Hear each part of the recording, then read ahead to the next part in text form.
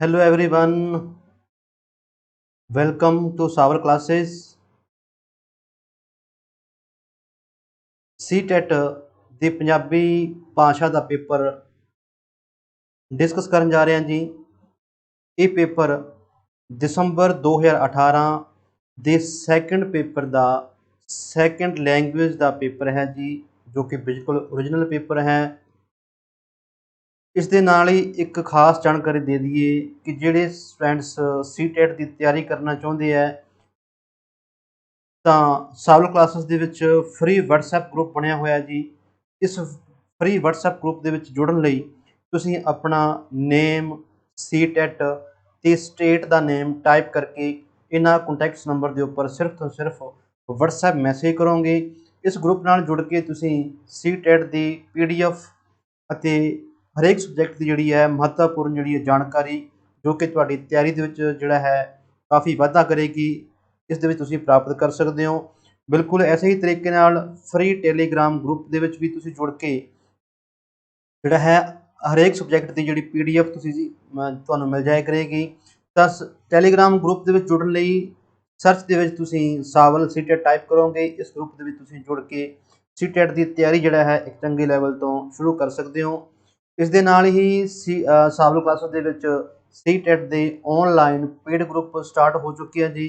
ਤੁਸੀਂ ਇਸ ਦੇ ਵਿੱਚ ਜਿਹੜਾ ਹੈ ਕੋਚਿੰਗ ਲੈਣਾ ਚਾਹੁੰਦੇ ਹੋ ਤਾਂ ਸਾਵਲ ਕਲਾਸ ਦੇ ਜੋ ਕੰਟੈਕਟਸ ਨੰਬਰ ਹਨ, ਇਹਨਾਂ ਦੇ ਉੱਪਰ ਕੰਟੈਕਟ ਕਰਕੇ ਜਲਦੀ ਤੋਂ ਜਲਦੀ ਕੋਚਿੰਗ ਸ਼ੁਰੂ ਕਰ ਸਕਦੇ ਹੋ ਅਤੇ CTET ਪੇਪਰ ਫਸਟ ਤੇ ਸੈਕੰਡ ਦੇ ਵਿੱਚ ਜਿਹੜਾ ਹੈ ਵਧੀਆ ਨੰਬਰ ਲੈ ਕੇ ਸਫਲਤਾ ਹਾਸਲ ਕਰ ਸਕਦੇ ਹੋ। ਤਾਂ ਇਸ ਸੁਨਹਿਰੀ ਮੌਕੇ ਨੂੰ ਤੁਸੀਂ ਜਿਹੜਾ ਹੈ ਜਲਦੀ ਤੋਂ ਜਲਦੀ ਜਿਹੜਾ ਹੈ ਇਸ ਦਾ ਫਾਇਦਾ ਉਠਾਉਣ ਲਈ ਸਾਵਲ ਕਲਾਸ ਦੇ ਵਿੱਚ ਕੋਚਿੰਗ ਸ਼ੁਰੂ ਕਰ ਸਕਦੇ ਹੋ।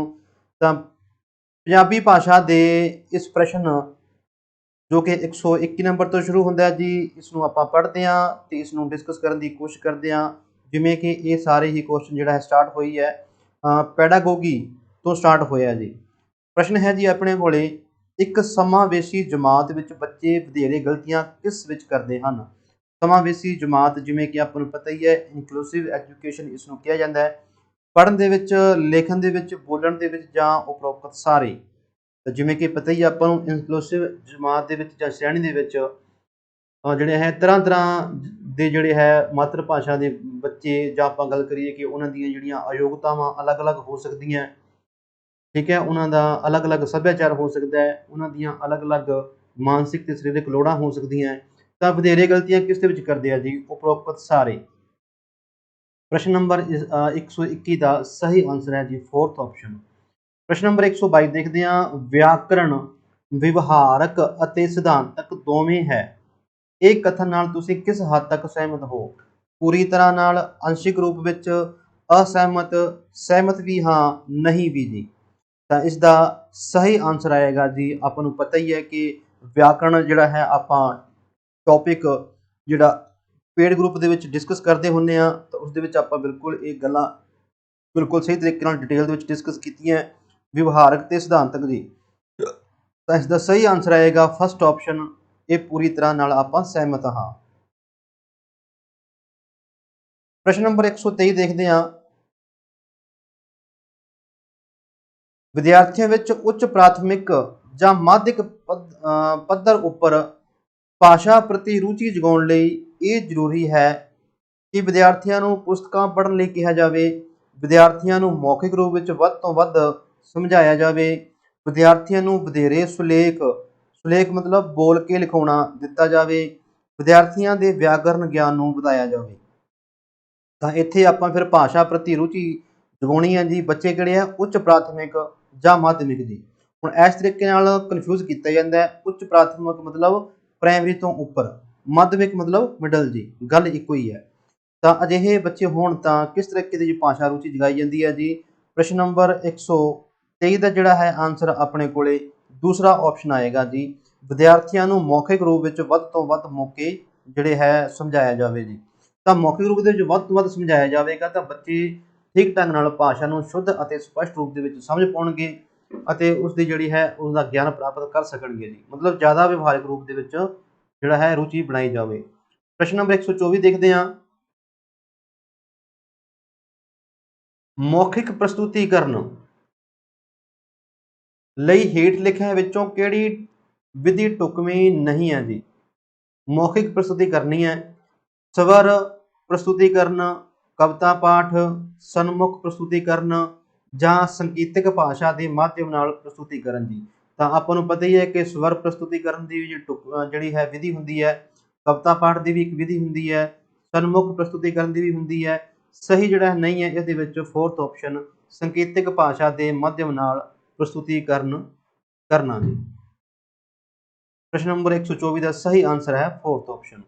ਪ੍ਰਸ਼ਨ ਨੰਬਰ 125 ਦੇਖਦੇ ਹਾਂ, ਮਨੁੱਖ ਦੇ ਸੰਗਿਆਨਾਤਮਕ ਵਿਕਾਸ ਵਿੱਚ ਮਾਂ ਬੋਲੀ ਓਨੀ ਹੀ ਮਹੱਤਵਪੂਰਨ ਹੈ ਜਿੰਨਾ ਮਾਂ ਦਾ ਦੁੱਧ। ਇਹ ਕਥਨ ਕਿਸ ਦਾ ਹੈ? ਰਾਜਰਿਸ਼ੀ ਟੰਡਨ, ਰਾਏ ਬਰਨ, ਮਹਾਤਮਾ ਗਾਂਧੀ ਜਾਂ ਵਿਵੇਕਾਨੰਦ? ਹਾਂਜੀ, ਸੰਗਿਆਨਾਤਮਕ ਵਿਕਾਸ ਮਤਲਬ ਬੱਚਿਆਂ ਦਾ ਗਿਆਨ ਪ੍ਰਾਪਤੀ ਦੇ ਵਿੱਚ ਜਾਂ ਗਿਆਨ ਵਿਕਾਸ ਦੇ ਵਿੱਚ ਉਹਨਾਂ ਦੀ ਜਿਹੜੀ ਮਾਂ ਬੋਲੀ ਹੈ ਬਹੁਤ ਹੀ ਮਹੱਤਵਪੂਰਨ ਹੈ। ਠੀਕ ਹੈ, ਪ੍ਰਸ਼ਨ ਨੰਬਰ 125 ਦਾ ਆਨਸਰ ਜਿਹੜਾ ਆਏਗਾ ਜੀ ਤੀਸਰਾ ਆਪਸ਼ਨ। ਇਹ ਜਿਹੜਾ ਕਥਨ ਹੈ ਮਹਾਤਮਾ ਗਾਂਧੀ ਜੀ ਦਾ ਕਥਨ ਹੈ ਜੀ, ਯਾਦ ਰੱਖਿਓ। ਪ੍ਰਸ਼ਨ ਨੰਬਰ 126 ਦੇਖਦੇ ਹਾਂ, ਜਦੋਂ ਵਿਦਿਆਰਥੀਆਂ ਨੂੰ ਅਜਿਹੀ ਭਾਸ਼ਾ ਦੇ ਮਾਧਿਅਮ ਨਾਲ ਪੜ੍ਹਾਇਆ ਜਾਂਦਾ ਹੈ ਜਿਸ ਦੀ ਉਹਨਾਂ ਨੂੰ ਜਾਣਕਾਰੀ ਨਹੀਂ ਹੁੰਦੀ ਤਾਂ ਸਮੁੱਚਾ ਧਿਆਨ ਦੇਣਾ ਸੰਭਵ ਨਹੀਂ, ਵਿਦਿਆਰਥੀ ਰੱਟਾ ਲਗਾਉਣ ਜਾਂ ਕਿਸੇ ਤਰ੍ਹਾਂ ਯਾਦ ਰੱਖਣ ਦੀ ਆਦਤ ਪਾ ਲੈਂਦੇ ਹਨ। ਤੀਸਰਾ ਹੈ ਵਿਦਿਆਰਥੀਆਂ ਦੀ ਪੜ੍ਹਾਈ ਵਿੱਚ ਰੁਚੀ ਘਟਣ ਲੱਗਦੀ ਹੈ ਜਾਂ ਇਹ ਸਾਰੇ। ਤਾਂ ਪ੍ਰਸ਼ਨ ਨੰਬਰ 126 ਦਾ ਸਹੀ ਆਨਸਰ ਆਏਗਾ ਜੀ ਫੋਰਥ ਆਪਸ਼ਨ ਜੀ। ਠੀਕ ਹੈ, ਸਮੁੱਚਾ ਧਿਆਨ ਨਹੀਂ ਸੰਭਵ ਨਹੀਂ ਹੈ ਜੀ, ਵਿਦਿਆਰਥੀ ਰੱਟਾ ਲਗਾਉਣ ਜਾਂ ਕਿਸੇ ਤਰ੍ਹਾਂ ਯਾਦ ਰੱਖਣ ਦੀ ਆਦਤ ਪਾ ਲੈਂਦੇ ਹਨ, ਵਿਦਿਆਰਥੀ ਪੜ੍ਹਾਈ ਵਿੱਚ ਰੁਚੀ ਘਟਣ ਲੱਗਦੀ ਹੈ ਜੀ। ਤਾਂ ਇਹ ਸਾਰੇ ਹੀ ਇਸ ਦਾ ਸਹੀ ਆਨਸਰ ਆਏਗਾ। 127 ਨੰਬਰ ਦੇਖਦੇ ਹਾਂ, ਭਾਸ਼ਾ ਦੇ ਅਧਿਆਪਨ ਵਿੱਚ ਆਤਮ ਸਾਤੀਕਰਨ ਠੀਕ ਹੈ ਦਾ ਸਭ ਤੋਂ ਵੱਧ ਮਹੱਤਵਪੂਰਨ ਕੀ ਹੈ ਜੀ? ਇੰਟਰਨਲਾਈਜੇਸ਼ਨ ਜੀ, ਇੰਟਰਨਲਾਈਜੇਸ਼ਨ ਆਤਮ ਸਾਤੀਕਰਨ ਕਰਨਾ ਮਤਲਬ ਭਾਵਾਂ ਦੇ ਨਾਲ ਭਾਵਾਂ ਦਾ ਆਤਮਸਾਤ ਕਰ ਲੈਣਾ। ਠੀਕ ਹੈ, ਉਸਨੂੰ ਕੀ ਕਿਹਾ ਜਾਂਦਾ ਹੈ ਜੀ? ਸੁਣਨਾ ਤੇ ਪੜ੍ਹਨਾ, ਸਿਰਫ ਸੁਣਨਾ, ਸਿਰਫ ਪੜ੍ਹਨਾ ਜਾਂ ਸਿਰਫ ਲਿਖਣਾ ਜੀ। ਤਾਂ ਇਸ ਦਾ ਆਤਮਸਾਤ ਭਾਵਾਂ ਨੂੰ ਆਪਾਂ ਕਿਵੇਂ ਕਰਾਂਗੇ ਜੀ? ਜਾਂ ਤਾਂ ਸੁਣਨ ਨਾਲ ਅਤੇ ਪੜ੍ਹਨ ਨਾਲ ਜੀ। ਫਸਟ ਆਪਸ਼ਨ ਇਸ ਦਾ ਸਹੀ ਆਨਸਰ ਹੈ। ਜਦੋਂ ਆਪਾਂ ਕਿਸੇ ਦੀ ਗੱਲ ਸੁਣਾਂਗੇ ਜਾਂ ਉਸਦੇ ਵਿਚਾਰਾਂ ਨੂੰ ਆਪਾਂ ਪੜ੍ਹਾਂਗੇ ਤਾਂ ਫਿਰ ਹੀ ਆਪਾਂ ਉਸਦੇ ਭਾਵਾਂ ਨਾਲ ਆਪਾਂ ਤਾਲਮੇਲ ਜਿਹੜਾ ਹੈ ਬਣਾ ਰੱਖਾਂਗੇ। ਆਤਮ ਸਾਤੀਕਰਨ ਹੁੰਦਾ ਤਾਲਮੇਲ ਬਣਾਉਣਾ ਜੀ। ਠੀਕ ਹੈ, ਪ੍ਰਸ਼ਨ ਨੰਬਰ ਅੱਗੇ 128 ਦੇਖਦੇ ਹਾਂ, ਭਾਸ਼ਾ ਦੇ ਅਧਿਆਪਨ ਵਿੱਚ ਪਾਠ ਸਮੱਗਰੀ ਦੀ ਸਭ ਤੋਂ ਵੱਡੀ ਚੁਣੌਤੀ ਹੈ ਜੀ। ਕੀ ਚੁਣੌਤੀ ਹੈ? ਘੱਟ ਸਮੇਂ ਵਿੱਚ ਵਧੇਰੇ ਜਾਣਕਾਰੀ ਉਪਲਬਧ ਕਰਾਉਣੀ, ਪਾਠ ਸਮੱਗਰੀ ਦੇ ਕਠਿਨ ਬਿੰਦੂਆਂ ਦੀ ਢੁਕਵੀਂ ਵਿਆਖਿਆ ਕਰਨੀ, ਵਿਦਿਆਰਥੀਆਂ ਦਾ ਪਾਠ ਪ੍ਰਤੀ ਧਿਆਨ ਆਕਰਸ਼ਿਤ ਕਰਨਾ, ਅਧਿਆਪਕਾਂ ਨੇ ਅਧਿਆਪਨ ਵਿੱਚ ਘੱਟ ਮਿਹਨਤ ਕਰਨੀ ਜੀ। ਤਾਂ ਸਭ ਤੋਂ ਵੱਡੀ ਚੁਣੌਤੀ ਕੀ ਹੈ ਜੀ? ਇਸ ਦਾ ਸਹੀ ਆਨਸਰ ਹੈ ਦੂਸਰਾ ਆਪਸ਼ਨ ਪਾਠ ਸਮੱਗਰੀ ਦੇ ਕਠਿਨ ਬਿੰਦੂਆਂ ਦੀ ਢੁਕਵੀਂ ਵਿਆਖਿਆ ਕਰਨੀ। ਠੀਕ ਹੈ, ਜਦੋਂ ਕਠਿਨ ਬਿੰਦੂ ਹੁੰਦੇ ਆ ਉਸ ਦੀ ਜਿਹੜੀ ਹੈ ਵਿਆਖਿਆ ਕਰਨੀ ਜਿਹੜੀ ਹੈ ਉਹ ਪਾਠ ਸਮੱਗਰੀ ਦਾ ਸਭ ਤੋਂ ਵੱਡੀ ਚੁਣੌਤੀ ਜਿਹੜੀ ਹੈ ਮੰਨੀ ਗਈ ਹੈ, ਬਾਕੀ ਵੱਡੀ ਚੁਣੌਤੀ ਨਹੀਂ ਹੈ। ਪ੍ਰਸ਼ਨ ਨੰਬਰ 129 ਦੇਖਦੇ ਹਾਂ, ਜੋ ਕਿ ਸਾਈਕੋ ਦੇ ਨਾਲ ਜੁੜਿਆ ਹੋਇਆ ਪ੍ਰਸ਼ਨ ਜੀ। ਬੁੱਧੀਮਾਨ ਵਿਦਿਆਰਥੀਆਂ ਦਾ ਉਚਾਰਨ ਅਤੇ ਸ਼ਬਦ ਗਿਆਨ ਬਿਹਤਰ ਹੁੰਦਾ ਹੈ। ਇਹ ਕਥਨ ਕਿਸ ਦਾ ਹੈ? ਟਰਮਨ ਦਾ, ਫਿਸ਼ਰ ਦਾ, ਥਾਂਬਾ ਜਾਂ ਇਹ ਸਾਰੇ? ਜਿਵੇਂ ਕਿ ਆਪਾਂ ਨੂੰ ਪਤਾ ਹੀ ਹੈ ਜੀ, ਬੁੱਧੀਮਾਨ ਵਿਦਿਆਰਥੀਆਂ ਦੇ ਉੱਪਰ ਜਿਹੜਾ ਹੈ ਇਹਨਾਂ ਸਾਰਿਆਂ ਨੇ ਹੀ ਜਿਹੜੀ ਹੈ ਆਪਣੀ ਆਪਣੀ ਰਾਏ ਵਿਅਕਤ ਕੀਤੀ ਹੈ। ਇਸ ਦਾ ਸਹੀ ਆਨਸਰ ਹੈ ਜੀ ਇਹ ਸਾਰੇ। ਟਰਮਨ ਨੇ ਵੀ ਕਿਹਾ ਜੀ, ਫਿਸ਼ਰ ਨੇ ਵੀ ਕਿਹਾ ਤੇ ਥਾਂਬਾ ਨੇ ਵੀ ਕਿਹਾ ਜੀ। ਠੀਕ ਹੈ, ਪ੍ਰਸ਼ਨ ਨੰਬਰ 130 ਦੇਖਦੇ ਹਾਂ,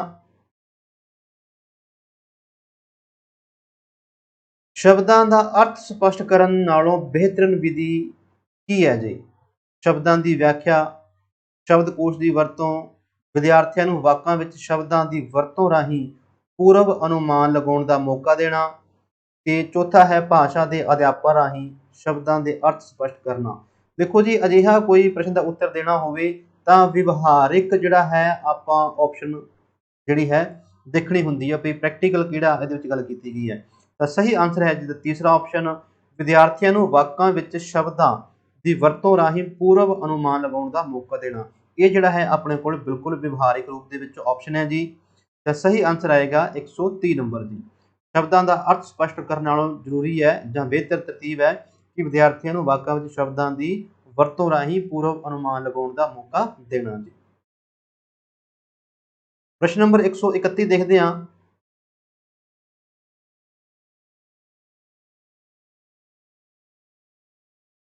ਹੇਠ ਲਿਖਿਆਂ ਵਿੱਚੋਂ ਕਿਹੜੀ ਪਾਠ ਪੁਸਤਕ ਦੇ ਪ੍ਰਯੋਗ ਬਿਨਾਂ ਦੂਜੀ ਭਾਸ਼ਾ ਨੂੰ ਸਿੱਖਣ ਵਿੱਚ ਸਹਾਇਕ ਹੈ? ਪ੍ਰਕਿਰਤਿਕ ਪਹੁੰਚ, ਭਾਸ਼ਾ ਪ੍ਰਵਾਹ, ਵਿਆਕਰਨਕ ਅਨੁਵਾਦ ਦੀ ਵਿਧੀ ਜਾਂ ਸਥਿਤੀਜਨਕ ਪਹੁੰਚ ਜੀ। ਤਾਂ ਇਸ ਦਾ ਸਹੀ ਆਨਸਰ ਜਿਵੇਂ ਕਿ ਆਪਾਂ ਨੂੰ ਪਤਾ ਹੀ ਹੈ ਜੀ, ਮਤਲਬ ਪਾਠ ਪੁਸਤਕ ਦੇ ਬਿਨਾਂ ਦੂਜੀ ਭਾਸ਼ਾ ਨੂੰ ਸਿੱਖਣ ਵਿੱਚ ਸਹਾਇਕ ਕੀ ਹੈ ਜੀ? ਸਹੀ ਆਨਸਰ ਇਸ ਦਾ ਦੂਸਰਾ ਆਪਸ਼ਨ ਭਾਸ਼ਾ ਪ੍ਰਵਾਹ। ਪ੍ਰਸ਼ਨ ਨੰਬਰ 132 ਦੇਖਦੇ ਹਾਂ। ਗਲਤ ਪੜ੍ਹਨ ਦੀ ਆਦਤ ਦਾ ਇੱਕ ਕਾਰਨ ਕੀ ਹੈ ਜੀ? ਬਹੁ ਭਾਸ਼ਾਵਾਦ, ਦੋ ਭਾਸ਼ਾਵਾਦ, ਜਮਾਤ ਵਿੱਚ ਵਧੇਰੇ ਵਿਦਿਆਰਥੀਆਂ ਦਾ ਹੋਣਾ, ਪੜ੍ਹਦੇ ਸਮੇਂ ਉਂਗਲੀ ਉਠਾਉਣੀ ਜਾਂ ਅੱਖ ਵੱਲ ਉਂਗਲੀ ਕਰਕੇ ਨਿਰਦੇਸ਼ ਦੇਣਾ ਜੀ। ਹਾਂਜੀ, ਗਲਤ ਪੜ੍ਹਨ ਦਾ ਜਿਹੜਾ ਢੰਗ ਹੈ, ਇਸ ਦਾ ਸਹੀ ਆਨਸਰ ਹੈ ਜੀ ਚੌਥਾ ਆਪਸ਼ਨ ਪੜ੍ਹਦੇ ਸਮੇਂ ਉਂਗਲੀ ਉਠਾਉਣੀ ਜਾਂ ਅੱਖ ਵੱਲ ਉਂਗਲੀ ਕਰਕੇ ਨਿਰਦੇਸ਼ ਦੇਣਾ ਜੀ। ਪ੍ਰਸ਼ਨ ਨੰਬਰ 133 ਦੇਖਦੇ ਹਾਂ।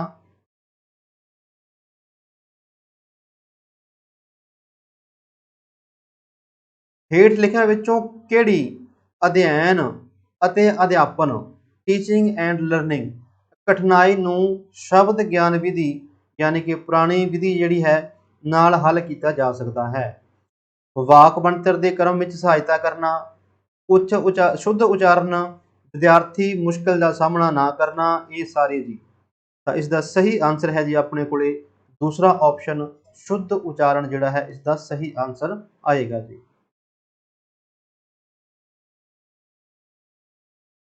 ਪ੍ਰਸ਼ਨ ਨੰਬਰ 134 ਦੇਖਦੇ ਹਾਂ ਜੀ।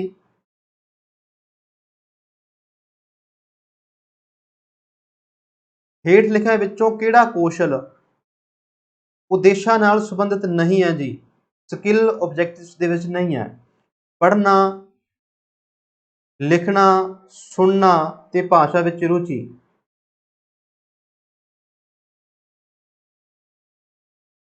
ਠੀਕ ਹੈ, ਉੱਪਰ ਜਿਵੇਂ ਕਿ ਆਪਾਂ ਨੂੰ ਪਤਾ ਹੀ ਹੈ ਜੀ, ਪੜ੍ਹਨਾ ਵੀ ਕੌਸ਼ਲ ਹੈ, ਲਿਖਣਾ ਵੀ ਕੌਸ਼ਲ ਹੈ, ਸੁਣਨਾ ਵੀ ਕੌਸ਼ਲ ਹੈ ਤੇ ਭਾਸ਼ਾ ਵਿੱਚ ਰੁਚੀ ਜਿਹੜਾ ਹੈ ਉਹ ਕੌਸ਼ਲ ਨਹੀਂ ਹੈ, ਉਹ ਕੀ ਹੈ? ਸਿਧਾਂਤ ਹੈ, ਭਾਸ਼ਾ ਦਾ ਸਿਧਾਂਤ ਹੈ। ਜਿਵੇਂ ਕਿ ਆਪਾਂ ਪੇਡ ਗਰੁੱਪ ਦੇ ਵਿੱਚ ਭਾਸ਼ਾ ਨੂੰ ਸਿੱਖਣ ਦੇ ਸਿਧਾਂਤ, ਠੀਕ ਹੈ, ਜਾਂ ਆਪਾਂ ਗੱਲ ਕਰੀਏ ਕਿ ਸੂਤਰ, ਇਹਨਾਂ ਨੂੰ ਆਪਾਂ ਡਿਟੇਲ ਦੇ ਵਿੱਚ ਡਿਸਕਸ ਕਰਦੇ ਹੁੰਦੇ ਹਾਂ ਜੀ, ਉਹਨਾਂ ਨਾਲ ਸੰਬੰਧਿਤ ਇਹ ਪ੍ਰਸ਼ਨ ਆਇਆ ਜੀ। ਤਾਂ ਪ੍ਰਸ਼ਨ ਨੰਬਰ 134 ਦਾ ਸਹੀ ਆਨਸਰ ਹੈ ਫੋਰਥ ਆਪਸ਼ਨ ਭਾਸ਼ਾ ਵਿੱਚ ਰੁਚੀ। ਪ੍ਰਸ਼ਨ ਨੰਬਰ 135 ਭਾਸ਼ਾ ਦੇ ਵਿਕਾਸ ਨੂੰ ਪ੍ਰਭਾਵਿਤ ਕਰਨ ਵਾਲਾ ਕਾਰਕ ਕੀ ਹੈ ਜੀ? ਹਾਂਜੀ, ਇਹ ਵੀ ਬੜਾ ਬੇਸਿਕ ਜਿਹਾ ਕੁਐਸਚਨ ਹੈ, ਆਪਾਂ ਡਿਸਕਸ ਕਰਦੇ ਹੁੰਦੇ ਹਾਂ ਜੀ ਪੇਡ ਗਰੁੱਪ ਦੇ ਵਿੱਚ। ਤਾਂ ਇਸ ਦੇ ਵਿੱਚ ਦੇਖਦੇ ਹਾਂ ਸਿਹਤ ਜਿਹੜੀ ਹੈ ਉਹ ਵੀ ਭਾਸ਼ਾ ਦੇ ਵਿਕਾਸ ਨੂੰ ਜਿਹੜੀ ਹੈ ਪ੍ਰਭਾਵਿਤ ਕਰਦੀ ਹੈ। ਬੁੱਧੀ, ਠੀਕ ਹੈ, ਇਹ ਵੀ ਪ੍ਰਭਾਵਿਤ ਕਰਦੀ ਹੈ ਜੀ। ਵਿਅਕਤੀਗਤ ਵਿੱਚ ਅੰਤਰ, ਇਹ ਵੀ ਹੈ ਜੀ। ਇਸ ਦਾ ਸਹੀ ਆਨਸਰ ਆਏਗਾ ਫੋਰਥ ਆਪਸ਼ਨ, ਇਹ ਸਾਰੇ ਹੀ। ਤਾਂ ਇਸ ਦੇ ਨਾਲ ਨਾਲ ਕੀ ਹੈ ਜੀ, ਹੋਰ ਵੀ ਬਹੁਤ ਸਾਰੇ ਤੱਤ ਹੈ ਜਿਹੜੇ ਭਾਸ਼ਾ ਦੇ ਵਿਕਾਸ ਨੂੰ ਪ੍ਰਭਾਵਿਤ ਕਰਦੇ ਹੈ। ਇਹ ਆਪਾਂ ਪੇਡ ਗਰੁੱਪ ਦੇ ਵਿੱਚ ਡਿਟੇਲ ਦੇ ਵਿੱਚ ਡਿਸਕਸ ਕਰਦੇ ਹੁੰਦੇ ਹਾਂ। ਹਾਂਜੀ, ਜਿਹੜੇ ਸਾਥੀ ਸੀਟੈਟ ਦੀ ਕੋਚਿੰਗ ਬਿਲਕੁਲ ਐਸੇ ਹੀ ਤਰੀਕੇ ਨਾਲ ਘਰ ਬੈਠੇ ਹੀ ਤਿਆਰੀ ਕਰਨਾ ਚਾਹੁੰਦੇ ਆ ਤਾਂ ਸਾਵਲ ਕਲਾਸ ਦੇ ਵਿੱਚ ਆਨਲਾਈਨ ਪੇਡ ਗਰੁੱਪ ਦਾ ਜਿਹੜਾ ਹੈ ਉਸ ਦਾ ਨਾਮ ਹੈ ਪਲੱਸ ਕੋਰਸ। ਇਸ ਦੇ ਵਿੱਚ ਤੁਸੀਂ ਜੁਆਇਨ ਕਰਨ ਲਈ, ਜੇ ਤੁਸੀਂ ਪੇਪਰ ਤੁਹਾਡਾ ਫਸਟ ਹੈ ਜੀ ETT ਕੀਤੀ ਹੋਈ ਹੈ ਜਾਂ ਸੈਕੰਡ ਪੇਪਰ ਦੀ ਤੁਸੀਂ ਤਿਆਰੀ ਕਰਨਾ ਚਾਹੁੰਦੇ ਹੋ, ਤੁਹਾਡਾ ਜਿਹੜਾ ਕੰਬੀਨੇਸ਼ਨ ਹੈ SST ਜਾਂ ਮੈਥ ਸਾਇੰਸ ਹੈ ਜੀ, ਤਾਂ ਸਾਵਲ ਕਲਾਸ ਦੇ ਇਹਨਾਂ ਕੰਟੈਕਟ ਨੰਬਰ ਦੇ ਨਾਲ ਜਿਹੜਾ ਹੈ ਤੁਸੀਂ ਕੰਟੈਕਟ ਕਰਕੇ ਜਲਦੀ ਤੋਂ ਜਲਦੀ ਸੀਟੈਟ ਦੇ ਪੇਪਰ ਫਸਟ ਤੇ ਪੇਪਰ ਸੈਕੰਡ ਦੀ ਕਿਸੇ ਵੀ ਕੰਬੀਨੇਸ਼ਨ ਦੇ ਨਾਲ ਤੁਸੀਂ ਜਿਹੜੀ ਹੈ ਤਿਆਰੀ ਸ਼ੁਰੂ ਕਰ ਸਕਦੇ ਹੋ। ਸਾਵਲ ਕਲਾਸ ਦੇ ਵਿੱਚ ਇਹਨਾਂ ਦੇ ਆਨਲਾਈਨ ਪੇਡ ਗਰੁੱਪ ਜਿਹੜੇ ਹੈ ਸਟਾਰਟ ਹੋ ਚੁੱਕੀ ਹੈ, ਤੇ ਜਲਦੀ ਤੋਂ ਜਲਦੀ ਆਪਣੀ ਸੀਟ ਬੁੱਕ ਕਰਵਾ ਕੇ ਆਪਣੀ ਜਿਹੜੀ ਹੈ ਇਸ ਸੁਨਹਿਰੀ ਮੌਕੇ ਦਾ ਫਾਇਦਾ ਉਠਾ ਸਕਦੇ ਹੋ ਅਤੇ ਸੀਟੈਟ ਦਾ ਪੇਪਰ ਜਿਹੜਾ ਹੈ ਚੰਗੇ ਨੰਬਰਾਂ ਨਾਲ ਜਿਹੜਾ ਹੈ ਤੁਸੀਂ ਪਾਸ ਕਰ ਸਕਦੇ ਹੋ। ਪੇਪਰ ਦੇ ਵਿੱਚ ਅੱਗੇ ਚੱਲਦੇ ਹਾਂ ਜੀ, ਇੱਕ ਪੈਰਾ ਰਚਨਾ ਹੈ ਉਸ ਨੂੰ ਪੜ੍ਹਦੇ ਹਾਂ ਅਤੇ ਉਸ ਦੇ ਪ੍ਰਸ਼ਨਾਂ ਦੇ ਉੱਤਰ ਫਿਰ ਆਪਾਂ ਡਿਸਕਸ ਕਰਾਂਗੇ।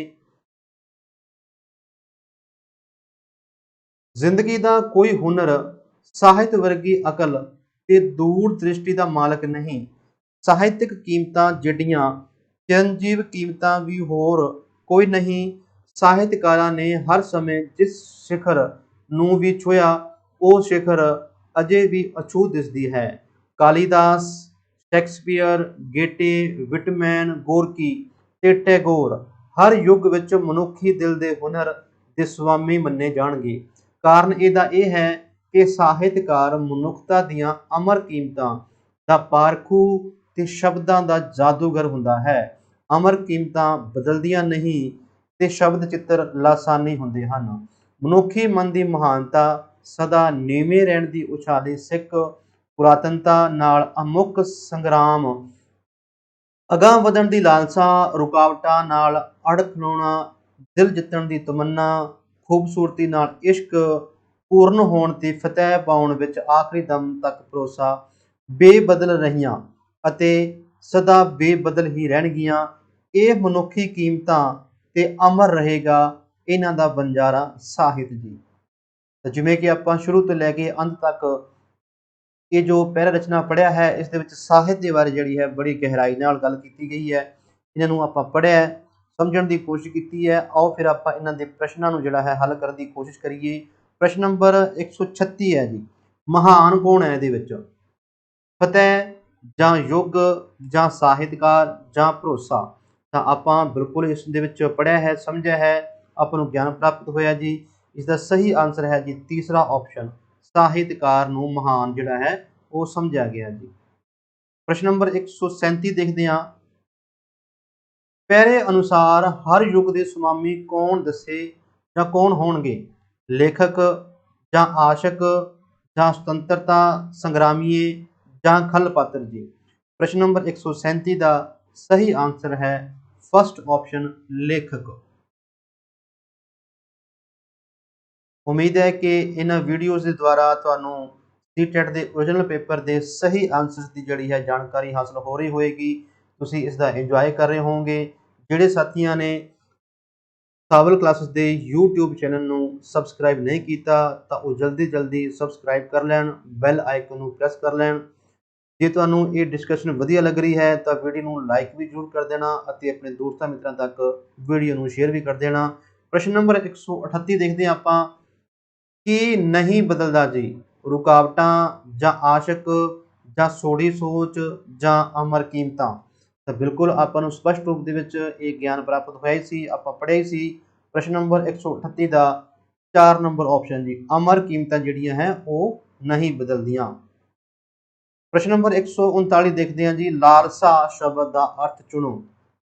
ਬਦਲਣਾ ਜਾਂ ਲਾਲਚ ਜਾਂ ਕੀਮਤ ਜਾਂ ਜਾਦੂਗਰ? ਹਾਂਜੀ, ਪ੍ਰਸ਼ਨ ਨੰਬਰ 139 ਦਾ ਜਿਹੜਾ ਹੈ ਲਾਲਸਾ ਦਾ ਜਿਹੜਾ ਸਹੀ ਆਨਸਰ ਹੈ ਜੀ ਉਹ ਦੂਸਰਾ ਆਪਸ਼ਨ, ਲਾਲਚ।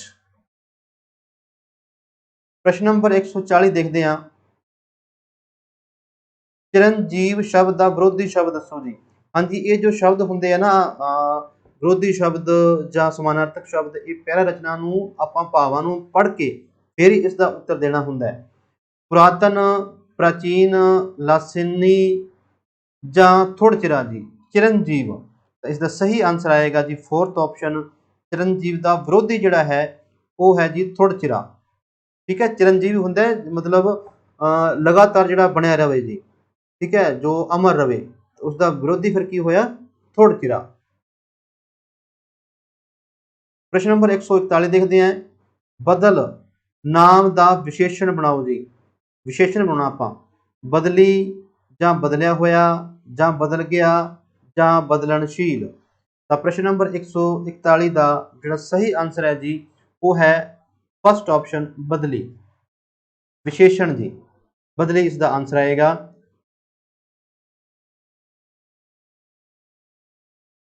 ਪ੍ਰਸ਼ਨ ਨੰਬਰ 142 ਦੇਖਦੇ ਹਾਂ, ਉਪਰੋਕਤ ਪਹਿਰੇ ਦਾ ਢੁਕਵਾਂ ਸਿਰਲੇਖ ਚੁਣੋ ਜੀ। ਸਿਖਰ, ਸਾਹਿਤ ਤੇ ਸਾਹਿਤਕਾਰ, ਅਛੂ ਜਾਂ ਸ਼ਬਦ ਚਰਿਤ ਜੀ? ਤਾਂ ਬਿਲਕੁਲ ਜਿਸ ਗੱਲ ਦੇ ਉੱਪਰ ਸਾਰੀ ਜਿਹੜੀ ਹੈ ਵਿਚਾਰ ਕੇਂਦਰਿਤ ਹੋਵੇ ਉਹ ਉਹੀ ਉਸ ਪਹਿ ਰਚਨਾ ਦਾ ਸਿਰਲੇਖ ਹੁੰਦਾ ਹੈ। ਜਿਵੇਂ ਕਿ ਸ਼ੁਰੂ ਤੋਂ ਲੈ ਕੇ ਸਾਹਿਤ ਅਤੇ ਸਾਹਿਤਕਾਰਾਂ ਦੇ ਬਾਰੇ ਜਿਹੜੇ ਹੈ ਵਿਚਾਰ ਪੇਸ਼ ਕੀਤੀ ਗਈ ਹੈ। ਤਾਂ ਇਸ ਦਾ ਢੁਕਵਾਂ ਸਿਰਲੇਖ ਹੈ ਆਪਸ਼ਨ ਨੰਬਰ ਦੂਸਰਾ ਸਾਹਿਤ ਅਤੇ ਸਾਹਿਤਕਾਰ। ਪ੍ਰਸ਼ਨ ਨੰਬਰ 143 ਦੇਖਦੇ ਹਾਂ ਜੀ। ਹੇਠ ਲਿਖਿਆਂ ਵਿੱਚੋਂ ਸਮਾਸੀ ਸ਼ਬਦ ਚੁਣੋ। ਸਮਾਸੀ ਸ਼ਬਦ ਜਿਵੇਂ ਕਿ ਆਪਾਂ ਨੂੰ ਪਤਾ ਹੀ ਹੈ, ਇਸ ਤੋਂ ਪਹਿਲਾਂ ਆਪਾਂ ਬਹੁਤ ਸਾਰੇ ਪੇਪਰ ਕਰ ਚੁੱਕੇ ਹਾਂ ਜੀ, 11 ਪੇਪਰ ਕਰ ਚੁੱਕੇ ਹਾਂ। ਅੱਜ ਦਾ ਆਪਣਾ 12ਵਾਂ ਪੇਪਰ ਹੈ। ਹਰ ਪੇਪਰ ਦੇ ਵਿੱਚ ਹੀ ਸਮਾਸੀ ਸ਼ਬਦ ਦਾ ਪ੍ਰਸ਼ਨ ਆ ਰਿਹਾ ਹੈ। ਸਾਹਿਤਕਾਰ, ਮਨੁੱਖਤਾ, ਦਮ ਤੱਕ, ਸ਼ਬਦ ਚਰਿਤ ਜਾਂ ਚਿੱਤਰ, ਇਸ਼ਕ ਪੂਰਨ ਜੀ। ਤਾਂ 143 ਨੰਬਰ ਕੁਐਸਚਨ ਦਾ ਸਹੀ ਆਨਸਰ ਹੈ ਜੀ ਤੀਸਰਾ ਆਪਸ਼ਨ ਸ਼ਬਦ ਚਿੱਤਰ। ਇਹ ਕੀ ਹੈ ਜੀ? ਸਮਾਸੀ ਸ਼ਬਦ ਹੈ, ਬਾਕੀ ਸਮਾਸੀ ਨਹੀਂ ਹੈ। ਪ੍ਰਸ਼ਨ ਨੰਬਰ ਆਪਾਂ 144 ਜਿਹੜਾ ਹੈ ਇੱਕ ਪਹਿਰਾ ਰਚਨਾ ਨਾਲ ਜੁੜਿਆ ਹੈ ਜੀ। ਪਹਿਰਾ ਰਚਨਾ ਨੂੰ ਪੜ੍ਹਦੇ ਹਾਂ ਆਪਾਂ। ਇਹ ਇੱਕ ਸੱਚਾਈ ਹੈ ਕਿ ਅਜੋਕੇ ਵਿਗਿਆਨਕ ਯੁੱਗ ਵਿੱਚ ਮਨੁੱਖ ਵਿਅਕਤੀਵਾਦੀ ਹੁੰਦਾ ਜਾ ਰਿਹਾ ਹੈ। ਉਹ ਕਿਸੇ ਹੋਰ ਨਾਲ ਇੱਥੋਂ ਤੱਕ ਕਿ ਗੁਆਂਢੀ ਨਾਲ ਵੀ ਗੱਲ ਕਰਨੀ ਫਜ਼ੂਲ ਸਮਝਦਾ ਹੈ। ਇਸੇ ਲਈ ਤਾਂ ਕਿਹਾ ਜਾਂਦਾ ਹੈ ਕਿ ਮੇਲਿਆਂ ਵਿੱਚ ਜਾਨ ਪੇਂਡੂਆਂ ਕਰਕੇ ਹੀ ਹੈ। ਜੇ ਵਿਅਕਤੀਵਾਦ ਨੇ ਪੇਂਡੂ ਜੀਵਨ ਵਿੱਚ ਵੀ ਪ੍ਰਵੇਸ਼ ਕਰ ਲਿਆ ਤਾਂ ਮੇਲੇ ਨਾਂ ਨੂੰ ਹੀ ਰਹਿ ਜਾਣਗੇ। ਸੋ ਸਮੇਂ ਦੀ ਮੰਗ ਹੈ ਕਿ ਅਸੀਂ ਆਪਣੇ ਮੇਲਿਆਂ ਦੀ ਰੂਹ ਨੂੰ ਜਿਉਂਦਾ ਰੱਖਣ ਲਈ ਨਵੀਆਂ ਸੇਧਾਂ ਸਥਾਪਿਤ ਕਰੀਏ। ਜੇ ਕੋਈ ਸ਼ਹਿਰੀ ਵਿਸਾਖੀ ਰੁੱਤ ਬਦਲੀ ਕਰਕੇ ਮਨਾਉਣਾ ਫਜ਼ੂਲ ਸਮਝਦਾ ਹੈ ਤਾਂ ਉਹ ਇਸ ਲਈ ਮਨਾਉਣ ਵਿੱਚ ਉਤਸੁਕ ਹੋਵੇ ਕਿ ਇਸ ਦਿਨ ਗੁਰੂ ਗੋਬਿੰਦ ਸਿੰਘ ਜੀ ਨੇ ਖਾਲਸਾ ਪੰਥ ਸਾਜਿਆ ਜਾਂ ਜਲਿਆ ਵਾਲੇ ਬਾਗ ਵਿੱਚ ਪੰਜਾਬੀਆਂ ਨੇ ਕੁਰਬਾਨੀਆਂ ਦਿੱਤੀਆਂ। ਐਵੇਂ ਹੋਰਨਾਂ ਮੇਲਿਆਂ ਲਈ ਸੇਧਾਂ ਮਿੱਥੀਆਂ ਜਾ ਸਕਦੀਆਂ ਹਨ। ਸਪਸ਼ਟ ਹੈ ਇਹ ਮੇਲੇ ਹੀ ਪੰਜਾਬ ਨੂੰ ਰੰਗੀਨੀ ਪ੍ਰਦਾਨ ਕਰਦੇ ਹਨ। ਤਾਂ ਇਸ ਦੇ ਵਿੱਚ ਮੇਲਿਆਂ ਦੇ ਮਨੁੱਖਵਾਦ ਦੀ ਜਿਹੜੀ ਹੈ ਵਿਅਕਤੀਵਾਦ ਦੀ ਗੱਲ ਕੀਤੀ ਗਈ ਹੈ ਜੀ। ਪ੍ਰਸ਼ਨ ਆਪਾਂ ਡਿਸਕਸ ਕਰਨ ਲੱਗੇ ਹਾਂ 144 ਨੰਬਰ। ਮੇਲਿਆਂ ਵਿੱਚ ਦਿਲਚਸਪੀ ਘਟਣ ਦਾ ਕਾਰਨ ਕੀ ਹੈ? ਫਿਲਮਾਂ ਜਾਂ ਵਿਅਕਤੀਵਾਦ ਜਾਂ ਦੂਰਦਰਸ਼ਨ ਜਾਂ ਮੋਬਾਈਲ? ਤਾਂ ਆਪਾਂ ਬਿਲਕੁਲ ਸਪਸ਼ਟ ਰੂਪ ਦੇ ਵਿੱਚ ਇਸ ਦੇ ਵਿੱਚ ਜਾਣਨ ਨੂੰ ਮਿਲਿਆ ਜੀ ਜਿਹੜਾ ਵਿਅਕਤੀਵਾਦ ਹੈ ਉਹ ਮੇਲਿਆਂ ਦੇ ਵਿੱਚ ਦਿਲਚਸਪੀ ਘਟਣ ਦੇ ਕਾਰਨ ਜਿਹੜਾ ਹੈ ਮੁੱਖ ਰੂਪ ਦੇ ਵਿੱਚ ਹੈ। ਪ੍ਰਸ਼ਨ ਨੰਬਰ 145 ਦੇਖੋ। ਰੁਚੀ ਸ਼ਬਦ ਦਾ ਸਮਾਨਾਰਥਕ ਸ਼ਬਦ ਚੁਣੋ ਜੀ। ਨਾਪਸੰਦਗੀ ਜਾਂ ਘਿਰਣਾ ਜਾਂ ਨਫ਼ਰਤ ਜਾਂ ਦਿਲਚਸਪੀ ਜੀ। ਸਮਾਨਾਰਥਕ ਸ਼ਬਦ ਜੀ 145 ਦਾ ਸਹੀ ਆਨਸਰ ਹੈ ਜੀ ਰੁਚੀ ਸ਼ਬਦ ਦਾ ਸਮਾਨਾਰਥਕ ਹੈ ਫੋਰਥ ਆਪਸ਼ਨ ਦਿਲਚਸਪੀ। ਪ੍ਰਸ਼ਨ ਨੰਬਰ 146।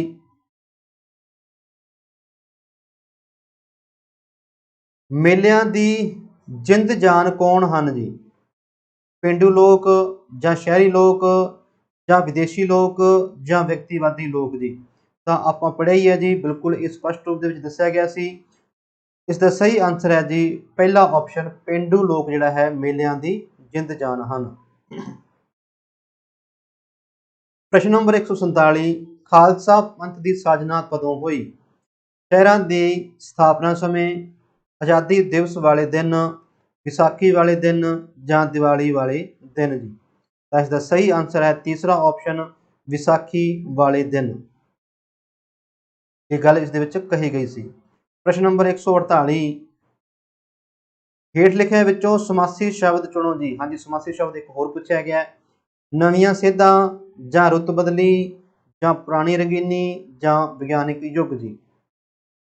ਇਸ ਦਾ ਸਹੀ ਆਨਸਰ ਹੈ ਜੀ ਦੂਸਰਾ ਆਪਸ਼ਨ ਰੁੱਤ ਬਦਲੀ ਜਿਹੜਾ ਹੈ ਸਮਾਸੀ ਸ਼ਬਦ ਹੈ, ਬਾਕੀ ਸਮਾਸੀ ਸ਼ਬਦ ਨਹੀਂ ਹਨ ਜੀ। ਰੁੱਤ ਬਦਲੀ ਦੇਖੋ ਇਹਦੇ ਵਿੱਚ ਹਰ ਵਾਰ ਹੀ ਪੇਪਰ ਦੇ ਵਿੱਚ ਅਜਿਹਾ ਹੀ ਪੁੱਛਿਆ ਜਾਂਦਾ ਹੈ ਕਿ ਸਮਾਸੀ ਸ਼ਬਦ ਜੋ ਕਿ ਨਹੀਂ ਹੁੰਦੇ ਉਸ ਦੇ ਵਿੱਚ ਸਮਾਸੀ ਚਿੰਨ੍ਹ ਲਗਾ ਕੇ ਧੋਖਾ ਦੇਣ ਦੀ ਕੋਸ਼ਿਸ਼ ਕੀਤੀ ਹੁੰਦੀ ਹੈ। ਪਰ ਇਹ ਆਪਣਾ ਤਜਰਬਾ ਜਿਹੜਾ ਹੈ ਉਹ ਦੱਸਦਾ ਹੈ ਕਿ ਕਿਹੜਾ ਸ਼ਬਦ ਸਹੀ ਹੈ ਜਾਂ ਕਿਹੜਾ ਸ਼ਬਦ ਗਲਤ ਹੈ। ਤੇ ਜਦੋਂ ਵੀ ਤੁਸੀਂ ਕੋਈ ਪਹਿਰਾ ਰਚਨਾ ਪੜ੍ਹਦੇ ਹੋ ਜਾਂ ਕੋਈ ਅਖਬਾਰ ਪੜ੍ਹਦੇ ਹੋ ਪੰਜਾਬੀ ਦਾ ਜਾਂ ਕੋਈ ਪੜ੍ਹਦੇ ਹੋ ਤਾਂ ਉਸ ਦੇ ਵਿੱਚ ਸਮਾਸੀ ਸ਼ਬਦਾਂ ਦੇ ਵੱਲ ਵਿਸ਼ੇਸ਼ ਰੂਪ ਦੇ ਵਿੱਚ ਧਿਆਨ ਦਿਆ ਕਰੋ ਵੀ ਇਹ ਕਿਸ ਤਰੀਕੇ ਨਾਲ ਜਿਹੜਾ ਬਣਿਆ ਹੋਇਆ ਜੀ ਜਾਂ ਕਿਸ ਤਰੀਕੇ ਨਾਲ ਇਸ ਦਾ ਪਹਿਚਾਣ ਹੈ। ਪ੍ਰਸ਼ਨ ਨੰਬਰ 149। ਸੱਚਾਈ ਨਾਮ ਤੋਂ ਵਿਸ਼ੇਸ਼ਣ ਬਣਾਓ ਜੀ। ਬਿਲਕੁਲ ਇਹ ਦੁਬਾਰਾ ਫਿਰ ਕੁਐਸਚਨ ਆ ਗਿਆ, ਨਾਮ ਤੋਂ ਵਿਸ਼ੇਸ਼ਣ ਬਣਾਓ। ਸੱਚਵਾਨ ਜਾਂ ਸੱਚ ਬੋਲਣ ਵਾਲਾ ਜਾਂ ਸੱਚਾ ਜਾਂ ਸੱਚ ਦਾ ਪੁਜਾਰੀ। ਤਾਂ ਬਿਲਕੁਲ ਆਪਾਂ ਨੂੰ ਪਤਾ ਹੀ ਹੈ ਇਸ ਦਾ ਸਹੀ ਆਨਸਰ ਜਿਹੜਾ ਹੈ ਵਿਸ਼ੇਸ਼ਣ ਰੂਪ ਦੇ ਵਿੱਚ ਤੀਸਰਾ ਆਪਸ਼ਨ ਸੱਚਾਈ ਤੋਂ ਵਿਸ਼ੇਸ਼ਣ ਕੀ ਬਣ ਗਿਆ? ਸੱਚਾ। ਇਸ ਨੂੰ ਜਦੋਂ ਵਿਸ਼ੇਸ਼ਣ ਬਣਾਉਣਾ ਹੋਵੇ ਤਾਂ ਥੋੜਾ ਜਿਹਾ ਵਾਕ ਦੇ ਵਿੱਚ ਪ੍ਰਯੋਗ ਕਰਕੇ ਦੇਖ ਲਿਆ ਕਰੋ। ਸੱਚਾ ਆਦਮੀ। ਇਸ ਪੇਪਰ ਦਾ ਲਾਸਟ ਕੁਐਸਚਨ 150 ਨੰਬਰ, ਸਾਜਿਆ ਸ਼ਬਦ ਤੋਂ ਕੀ ਭਾਵ ਹੈ? ਸਥਾਪਿਤ ਕੀਤਾ, ਖਤਮ, ਨਿਰਾਸ਼ਾ ਜਾਂ ਸਮਾਪਤ ਜੀ। ਤਾਂ ਸਹੀ ਆਨਸਰ ਹੈ ਜੀ, ਜਿਵੇਂ ਕਿ ਗੱਲ ਕੀਤੀ ਗਈ ਹੈ, ਖਾਲਸਾ ਸਾਜਿਆ ਜੀ, ਖਾਲਸਾ ਨੂੰ ਸਥਾਪਿਤ ਕੀਤਾ। ਪ੍ਰਸ਼ਨ ਨੰਬਰ 150 ਦਾ ਸਹੀ ਆਨਸਰ ਆਪਸ਼ਨ ਨੰਬਰ ਪਹਿਲਾ ਜੀ, ਸਥਾਪਿਤ ਕੀਤਾ। ਤਾਂ ਸੀਟੈਟ ਦੀ ਕੋਚਿੰਗ ਦੇ ਨਾਲ ਨਾਲ ਜਿਹੜੇ ਸਾਥੀ ਬੈਂਕ ਦੀ, ਐਸਐਸਸੀ ਦੀ, ਰੇਲਵੇ ਦੀ, ਪੋਸਟ ਆਫਿਸ ਦੀ, ਨੈਟ ਦੀ, ਪੀਐਸਟੈਟ ਦੀ, ਸੀਟੈਟ ਦੀ ਜਾਂ ਪੰਜਾਬ ਗੌਰਮੈਂਟ ਦੇ ਕਿਸੇ ਵੀ ਐਗਜ਼ਾਮ ਦੀ ਜਾਂ ਕਿਸੇ ਵੀ ਸਬਜੈਕਟ ਦੇ ਮਾਸਟਰ ਕੈਡਰ ਦੀ ਆਨਲਾਈਨ ਘਰ ਬੈਠੇ ਹੀ ਤਿਆਰੀ ਕਰਨਾ ਚਾਹੁੰਦੇ ਹੋ ਤਾਂ ਸਾਵਲ ਕਲਾਸ ਦੇ ਵਿੱਚ ਤੁਸੀਂ ਜਲਦੀ ਤੋਂ ਜਲਦੀ ਕੰਟੈਕਟ ਕਰਕੇ ਆਪਣੀ ਕੋਚਿੰਗ ਸਟਾਰਟ ਕਰ ਸਕਦੇ ਹੋ। ਕਿਸੇ ਵੀ ਤਰੀਕੇ ਦੀ ਕੋਈ ਜਾਣਕਾਰੀ ਹਾਸਲ ਕਰਨਾ ਚਾਹੁੰਦੇ ਹੋ ਜਾਂ ਤੁਹਾਨੂੰ ਕਿਸੇ ਤਰੀਕੇ ਦਾ ਵੀ ਕੋਈ ਜਿਹੜਾ ਹੈ ਕੋਈ ਪ੍ਰਸ਼ਨ ਹੋਵੇ ਤਾਂ ਸਾਵਲ ਕਲਾਸ ਦੇ ਇਹਨਾਂ ਕੰਟੈਕਟਸ ਨੰਬਰ ਦੇ ਉੱਪਰ ਤੁਸੀਂ ਕੰਟੈਕਟ ਕਰਕੇ ਆਪਣੀ ਜਿਹੜੀ ਹੈ ਉਹ ਗੱਲਬਾਤ ਪੁੱਛ ਸਕਦੇ ਹੋ ਜੀ। ਠੀਕ ਜੀ, ਮਿਲਦੇ ਹਾਂ ਫਿਰ ਆਪਾਂ ਕੱਲ ਸੀਟੈਟ ਦੇ ਹੋਰ ਇੱਕ ਓਰੀਜਨਲ ਪੇਪਰ ਦੇ ਨਾਲ। ਤਦ ਤੱਕ ਲਈ ਥੈਂਕ ਯੂ।